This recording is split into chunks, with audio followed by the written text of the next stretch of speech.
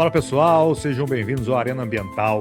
Hoje com a presença da coordenadora de sustentabilidade, Daniela Santarém, e ela vai trazer um tema muito legal. O tema de hoje é o universo da auditoria e certificações, né? Conformidade à estratégia. É um tema muito atual. E para começar essa conversa, eu gostaria que a Daniela se apresentasse e já respondesse uma pergunta, né? O que é uma auditoria e o que é uma certificação? Olá, prazer, pessoal. Obrigada, Bruno, pelo convite de estar presente aqui conversando com vocês hoje. Bom, respondendo essa pergunta, né, eu acho que é realmente um start fundamental para esse nosso bate-papo. A auditoria ela é um processo de avaliação. Ela serve para avaliar algum processo, alguma questão em específico. A certificação ela é o resultado da auditoria só quando ela é aplicável, né? Às vezes as pessoas elas querem fazer uma auditoria para verificar algum procedimento em específico ou alguma norma, né, se ela está conforme alguma norma, mas que ela não é certificável de fato, né? Então, por exemplo, uma ISO 9000, uma ISO 14000, elas são normas certificáveis, que a auditoria dessa norma, ela gera um certificado, né, uma certificação.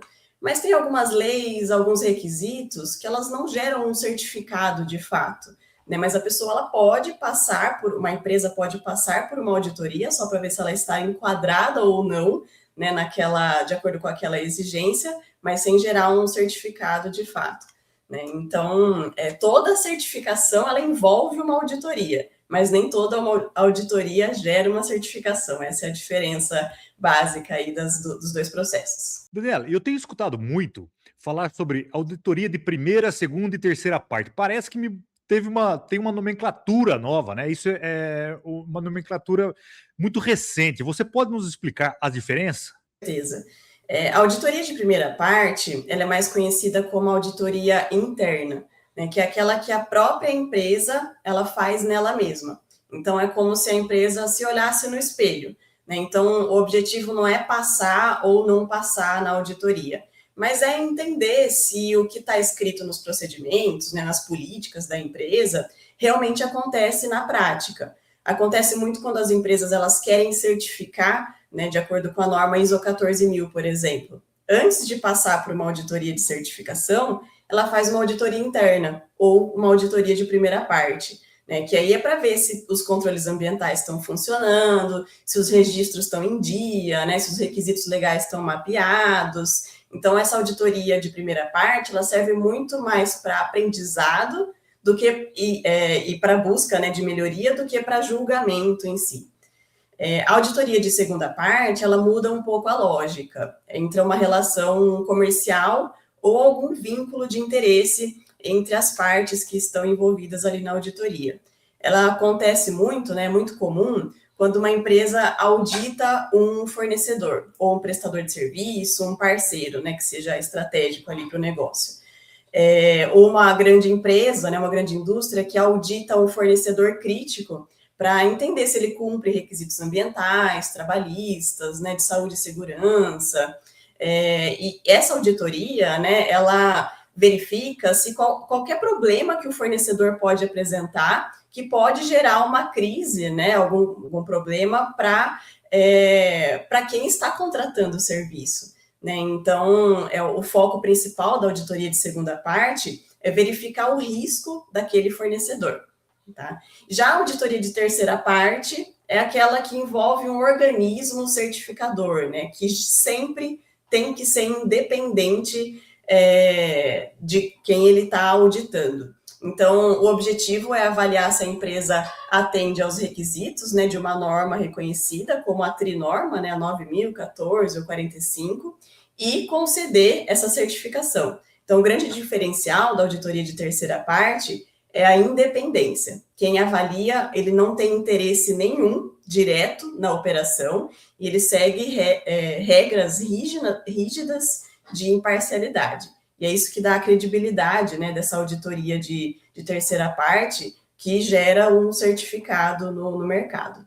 Daniela, então, pelo que eu entendi, né? A primeira parte, segunda parte, terceira parte, elas estão conectadas, né? Para você conseguir certificar, basicamente você precisa fazer as auditorias de primeira parte, segunda parte e depois com uma certificadora externa, né? Que vai olhar e fazer a auditoria de terceira parte.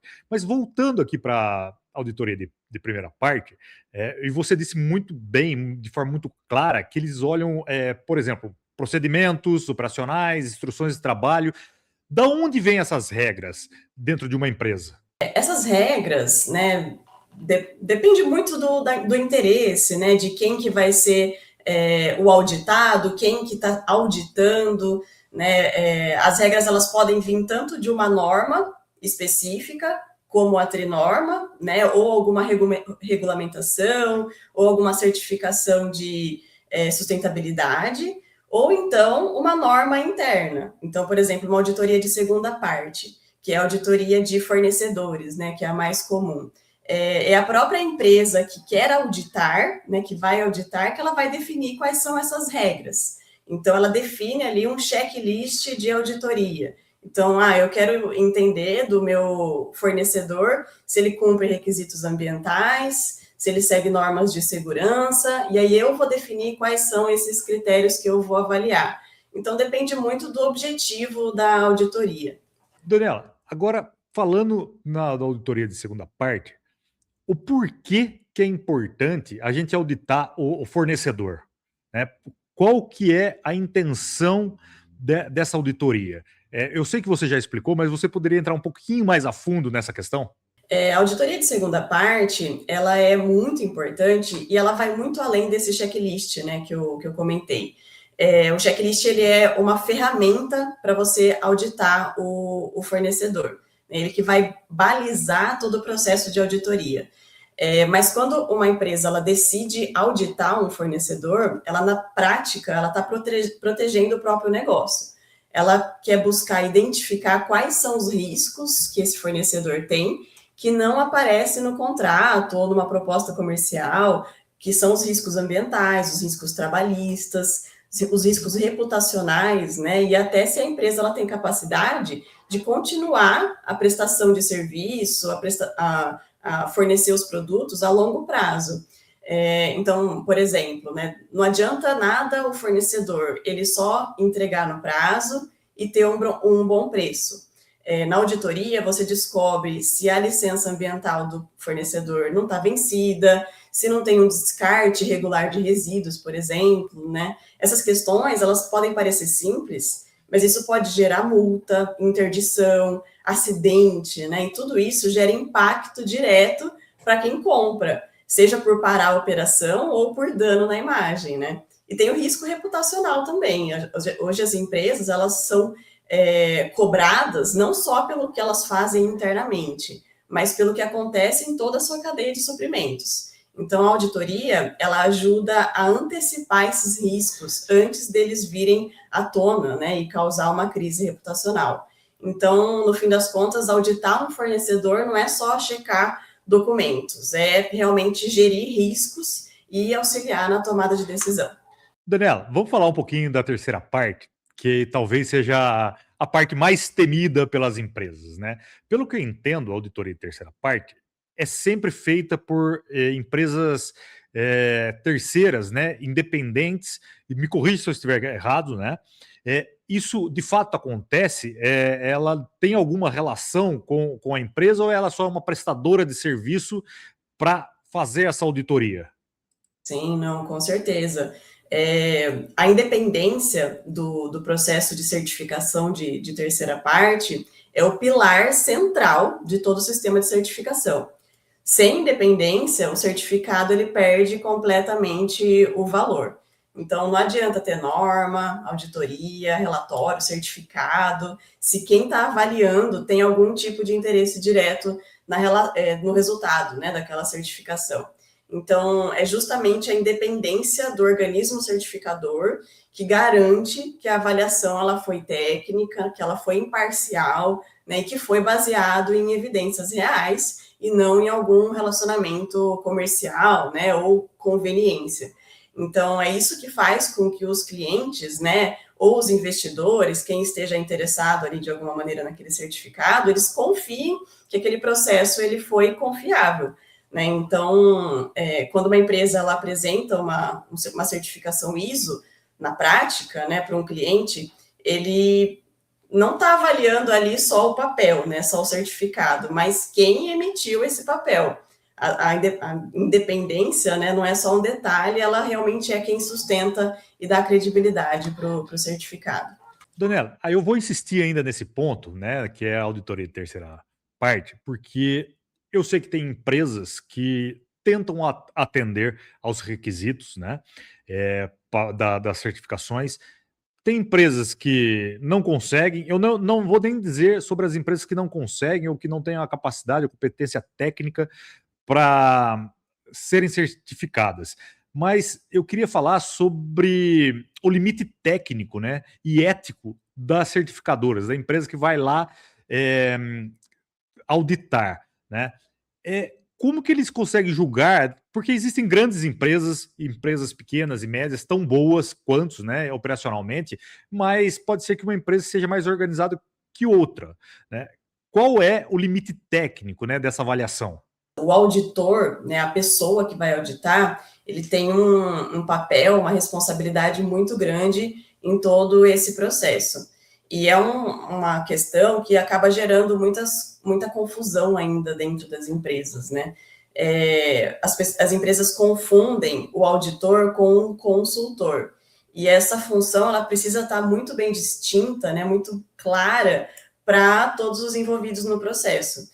Então, a responsabilidade do auditor, né, da empresa certificadora, é de avaliar a conformidade da empresa em relação aos requisitos da norma, né, e com base em evidências objetivas. O auditor ele precisa observar, entrevistar e analisar documentos registrando fatos, né, tem que ser uma fotografia do momento. Aí, a partir disso, ele aponta as conformidades, as não conformidades também, e as oportunidades de melhoria, sempre dentro do que a norma permite. Nunca pode fugir ali do que a norma fala, né? E ele não pode deixar que opiniões pessoais, né, ou a emoção influenciem no processo. Por isso que é muito importante, é muito comum, por exemplo, algumas empresas pequenas, né, ou nem que não sejam pequenas, contratar uma consultoria de certificação e depois contratar a mesma consultoria ou uma consultoria parceira, né, uma certificadora parceira dessa consultoria para gerar o certificado, né, para passar por essa auditoria de certificação. Isso tira toda a credibilidade do processo, né, aí que está o limite ético, né, da certificação. Então, o auditor, né, ele não pode dizer como que a empresa deve resolver o problema, ele não pode desenhar processos, não pode sugerir soluções. Quem define isso é a empresa. Quando esse limite é ultrapassado, né, a imparcialidade do processo ela fica totalmente comprometida e a certificação perde completamente o sentido, né, a credibilidade. Daniela, eu vou voltar aqui na nossa conversa inicial, na sua explicação inicial sobre certificação, porque eu me recordei aqui que eu acabei esquecendo de falar sobre certificação internacional e certificação nacional. Você consegue dizer rapidamente a diferença? Porque eu me lembro que a diferença, por exemplo, nas siglas, né? Exemplo de 14.000. 14.000 é nacional e 14.001 é internacional. Né? É isso, ou estou errado, ou como funciona? Não é bem assim. Na verdade, a ISO, né, as normas ISO, elas são normas internacionais.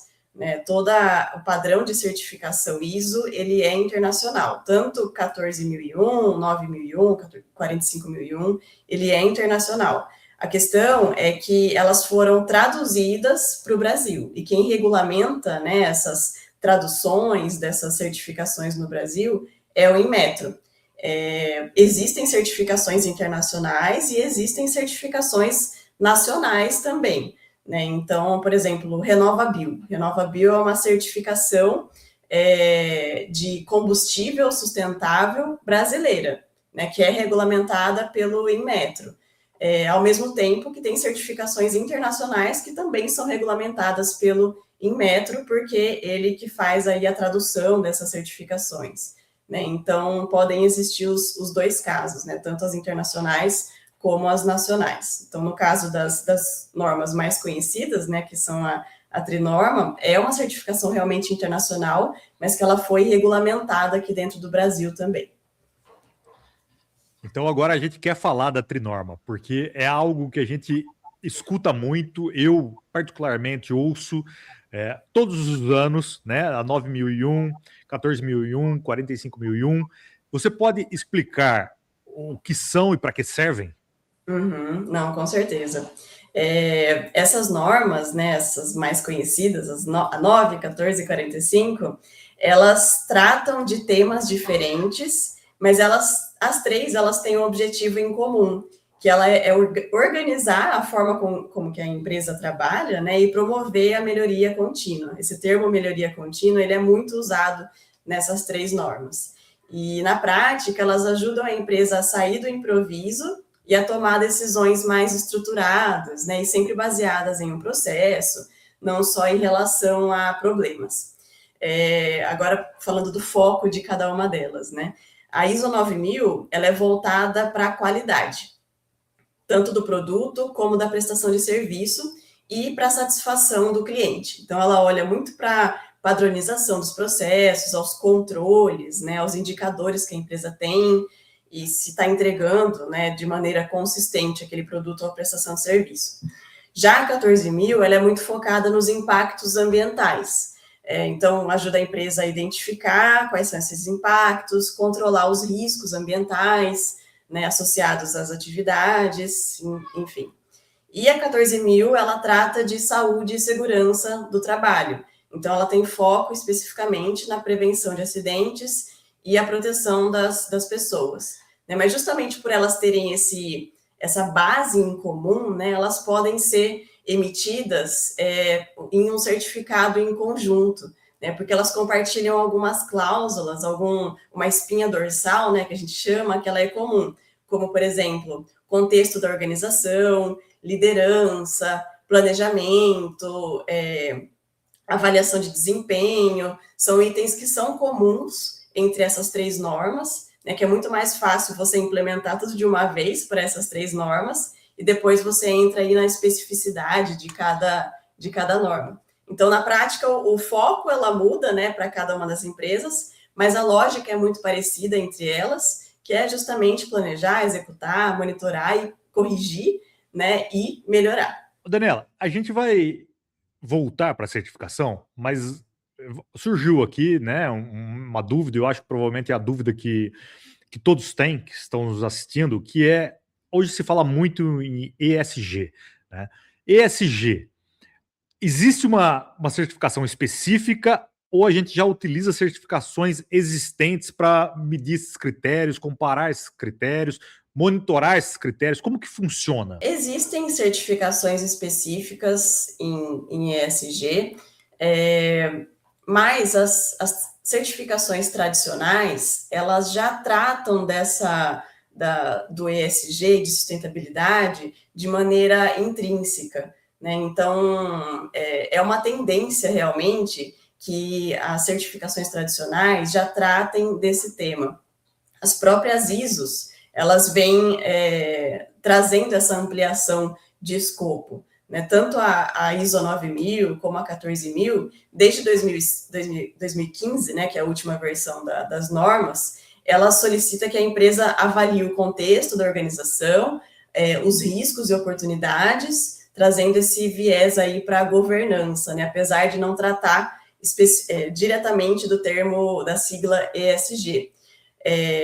Em 2024, saiu uma emenda das normas ISO 9000 e 14000, que a empresa precisa avaliar as mudanças climáticas dentro do seu processo de avaliação de riscos. Então, isso traz mais relevância aí para o tema de ESG também dentro da Trinorma, né? E tem uma atualização que essas normas estão sofrendo, que provavelmente vão entrar aqui dentro desse ano de 2026, que reforça ainda mais o papel da liderança, da governança, né, dentro da sigla ESG, e da avaliação dos riscos ambientais e sociais como parte da estratégia do negócio. Então, a grande novidade, né, é que a Trinorma ela já vai avaliar esses aspectos ESG. Mas existem outras certificações específicas aí em ESG. Tem a recente norma da ABNT que foi lançada, que é a PR 2030, que ela é certificável também. Tem o selo EcoVadis, BVSG 360, enfim, tem várias certificações específicas em ESG também. Daniela, vou aproveitar a sua experiência e fazer uma provocação aqui, né? Você acha que as empresas buscam certificações por pressão de regulamentação ou utilizam como estratégia de negócio? Olha, acho que um pouco das duas coisas, né? Acho que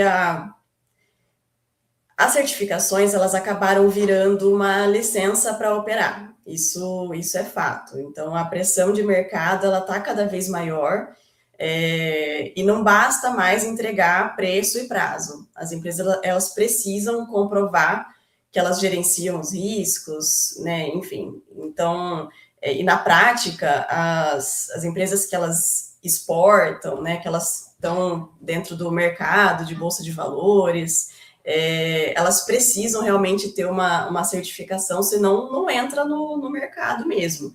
Um exemplo muito recente e concreto desse tipo de pressão realmente que o mercado faz, é o combustível de aviação utilizado para exportação, que hoje em dia é norma da União Europeia que precisa ter uma porcentagem mínima de combustível sustentável em todo combustível de aviação utilizado na União Europeia, que é o SAF, né, que é o combustível de aviação sustentável.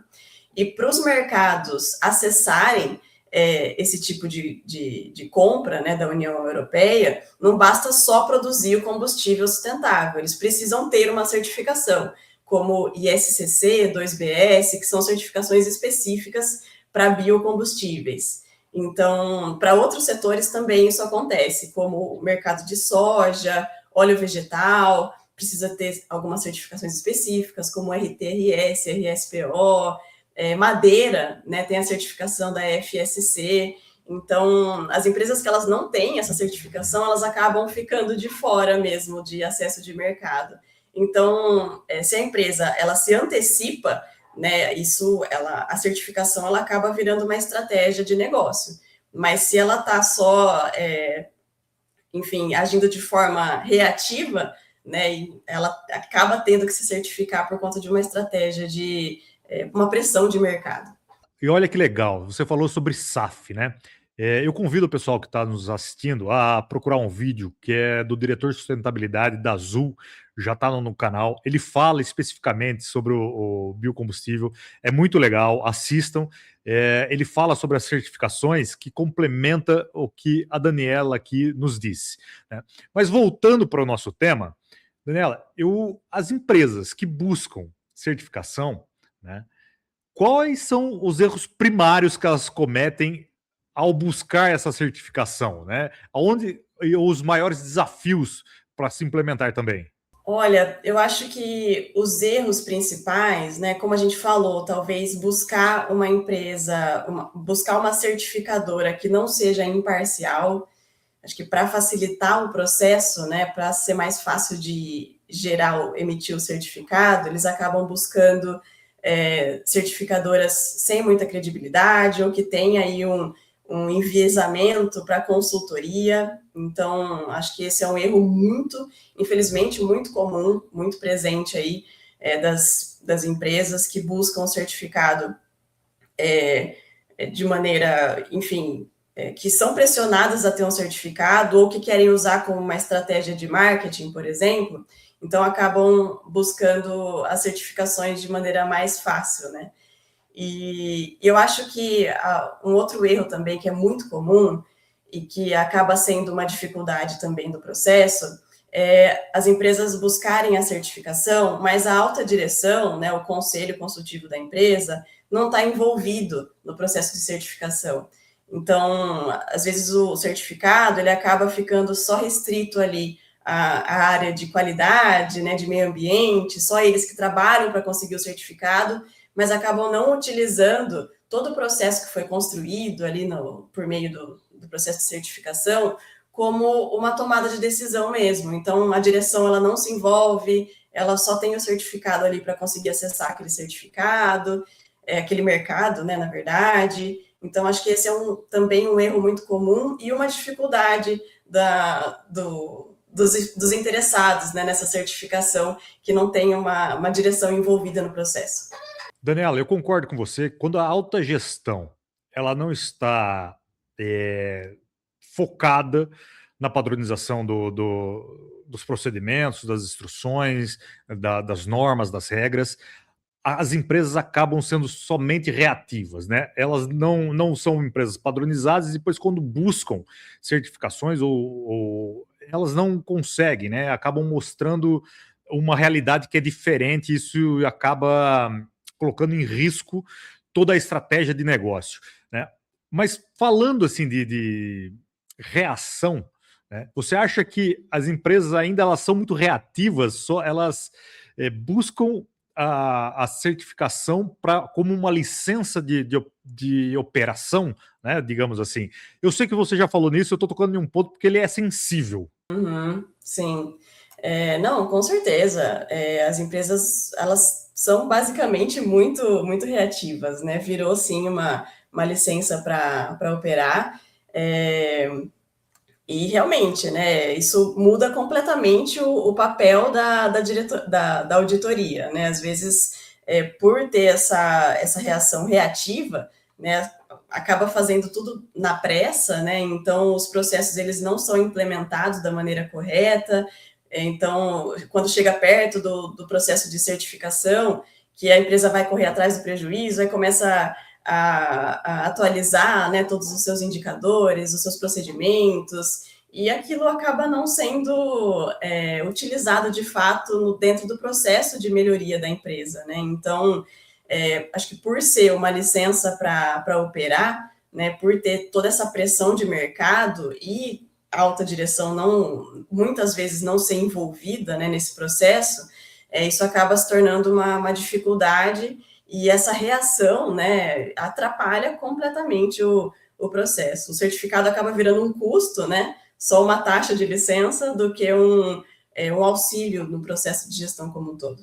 Daniela, eu quero aproveitar ainda mais a sua experiência e causar uma polêmica aqui, porque hoje a gente está falando muito de inteligência artificial, né? E eu tenho visto, a minha experiência me diz que estão fazendo uso incorreto de inteligência artificial para questões de auditorias e certificações, né? Eu não sei se estão tentando baratear as auditorias e utilizar muita inteligência artificial, mas eu entendo que os procedimentos eles variam de empresa para empresa, de segmento para segmento. E outra coisa, né? Você acha que os auditores serão substituídos aí pela inteligência artificial? Com certeza não. Eu acho que o processo de auditoria ele envolve uma análise crítica, né, da situação, envolve um recorte, envolve saber fazer uma análise realmente de fato do contexto da organização, que uma inteligência artificial ela não consegue ter essa visão, né, que uma pessoa tem. A inteligência artificial, eu confio muito assim nessa tecnologia, eu acho que é uma tendência, né, principalmente, por exemplo, auditorias de forma remota, né, muitas auditorias acontecem de forma remota, isso está cada vez mais comum, né, o que barateia o processo realmente, né, facilita, né, evita deslocamento desnecessário. A inteligência artificial ela está sendo também muito utilizada, como, por exemplo, tem algumas plataformas, né, digitais de auditoria de fornecedores, que elas cruzam automaticamente os dados de licença ambiental para ver se está dentro do prazo de validade, né, enfim, inventário de resíduos, né, cruzam com dados do CNIR, né, do Sistema Nacional de Informações sobre Resíduos. Isso facilita o processo, né? Então, os dados as informações mais burocráticas, né, mais padronizadas, a inteligência artificial ela ajuda muito para conseguir facilitar o processo de auditoria. Mas tem muitas questões que a IA ela não vai conseguir substituir o olhar do auditor. Então, acho que esse papel ele não vai ser substituído. Daniela, agora fazendo uma pergunta ali bem específica. Por que as empresas não deveriam ter medo de auditoria? Olha, elas não devem ter medo, principalmente se elas estiverem preparadas, né, para a auditoria, porque se ela se preparou de forma honesta, né, se ela realmente implementou os seus procedimentos, se ela fez o que precisa, né, de acordo com as normas que ela quer certificar, a empresa ela tem acesso às normas, né, ela tem acesso ao regulamento do que ela quer se certificar. Então, a auditoria ela não é uma surpresa, né? Então, ela sabe no que ela vai ser auditada. E o auditor, né, ele não está ali para punir a empresa, ele está ali para fazer realmente um retrato daquele momento. E se porventura ocorrer alguma não conformidade, né, enfim, isso tudo é uma oportunidade. A empresa tem que enxergar isso como uma oportunidade de melhoria, né? Nada não pode ser resolvido. Né? Então, para isso que serve a auditoria, para conseguir ver quais são os gaps, né, da empresa, onde que ela pode melhorar, e o papel do auditor é justamente fazer isso, que acaba gerando, né, essa insegurança, né, a presença de uma pessoa ali avaliando seus processos, mas se a gente consegue enxergar a finalidade, né, da auditoria, isso acaba ficando mais leve. Daniela, você falou sobre oportunidade de melhoria, né, não conformidade e se é conforme ou não, né? Você pode explicar esses 3 termos para gente? Olha, uma conformidade é quando a empresa atende 100% do que aquele requisito ele está solicitando. Então, por exemplo, um requisito da ISO 14000 é verificar se a empresa ela identifica quais são os requisitos legais aplicáveis àquele negócio. Né? Isso tem um item específico da 14001 que pede isso. Então, se a empresa ela identifica quais são esses requisitos, ela está conforme. Se ela não identifica, ela está não conforme. Mas pode ser que a empresa identifique esses requisitos, mas de uma maneira meio arcaica. Por exemplo, ela fala que para atender esse item, ela tem um contrato com uma empresa de consultoria de advocacia que avisa ela quando existe alguma alteração na norma. Mas isso pode gerar erros humanos, pode ter um delay de aviso. Né? O ideal, né, sempre para cumprir esse requisito, é você contratar um sistema que automaticamente, quando tem uma novidade, né, em algum regulamento pertinente ao negócio, ele te avise. Então, se o auditor vê que ela cumpre aquele requisito, mas tem uma oportunidade, né, de melhoria, dá para melhorar a maneira como que aquele item ele é identificado, aí isso é categorizado como uma oportunidade de melhoria. Então, não é uma não conformidade, a empresa está conforme, mas dá para melhorar. Então, essa é a diferença aí do conforme, não conforme e oportunidade de melhoria.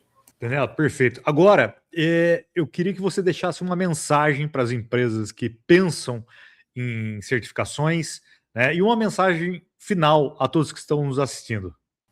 Bom, eu acho que a auditoria, ela é uma tendência, com certeza, né, tanto para as empresas conseguirem identificar o seu negócio, suas oportunidades de melhoria, fazer uma análise do seu negócio, como para acessar, né, mais mercados, como a gente estava conversando.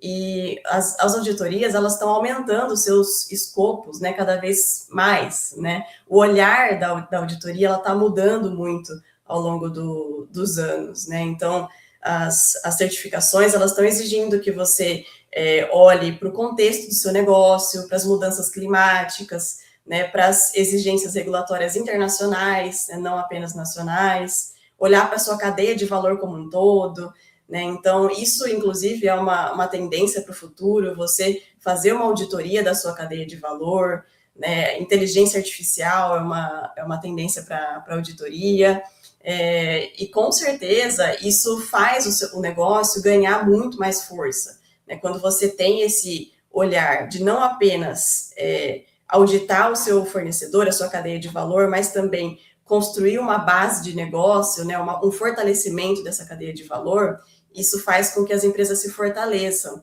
E eu acho que as empresas elas estão conseguindo visualizar essa força que a auditoria tem nos últimos tempos, né? Isso está mudando muito o olhar da auditoria. Então, acho que essa mensagem que eu deixo, né, para as empresas que estão pensando em começar aí, não só a se auditar, né, mas auditar também a cadeia de valor, auditar o seu negócio como um todo. Então, realmente entender que isso tem ganhado cada vez mais força no mundo e esse, com certeza, é o futuro. Daniela, foi excepcional essa conversa, trouxe uma clareza para a gente, né, de forma um pouco ampla, né, da auditoria, porque é um tema complexo, é um tema até turbulento dentro das empresas, mas que você explicou muito bem, né? Isso já é o primeiro passo para as pessoas começarem a entender sobre a auditoria, sobre a importância da auditoria. Eu queria agradecer demais o seu tempo, o nosso pequeno projeto, e espero contar com você para novas conversas no futuro. Muito obrigado e até a próxima.